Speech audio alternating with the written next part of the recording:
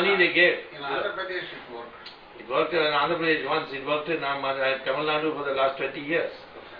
But then one issue came and people threw out, they took DMK money Okay. and voted against DMK. See, that is how people should be educated. No need to educate, our people are already educated. So Our people are very smart people. So how about Narendra Modi? Whether their calculus is something you appreciate or not, I can't say. But they think, who should I vote for? And they make up a mind. Sometimes they make the decision wrongly, make it on caste basis, language basis, sometimes by newspapers, But the fact of the matter is that the Indian voter is a thinking voter.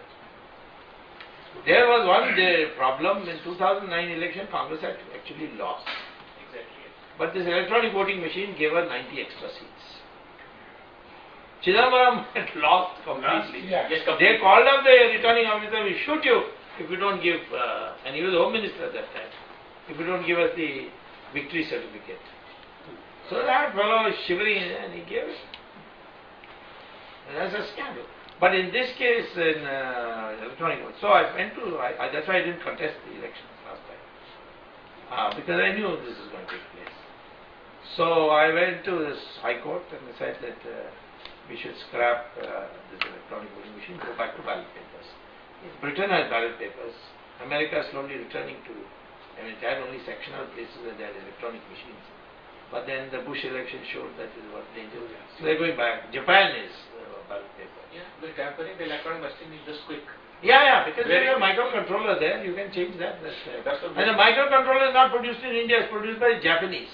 I asked the Japanese company, do you use it in Japan? He said, no, because we don't use electronic voting machines in our country. So why? It's because it can be rigged. They were very frank with me. I got a court case. The final hearing is coming on 17th August. The court asked me, is there any one way? Because there are some advantages of the electronic voting machine. Is there any one way you will be satisfied by amending this machine? So I said one way, and that is you give me a voter receipt. I press the button, the voter receipt comes out, you voted for so and so. And then I tear that voter receipt and put it in a box. Because if I take it outside, some gunda will catch hold of me and say, show you voted for. So we just put it in a box. And that box should be sealed. And if there is a dispute, you don't run the same machine as you are doing it now, but you go and count it. And that has been accepted by the Election Commission. The only issue left is that microcontroller should be produced in India. Otherwise, you go back to ballot papers. So the Election Commission is squirming on that. Voter receipt, surprisingly, I got it because the Indian Information Technology Act. The Information Technology Act is passed in 2000. Says that any computer, if you feed something, if any person feeds something into it, then he is entitled to a receipt.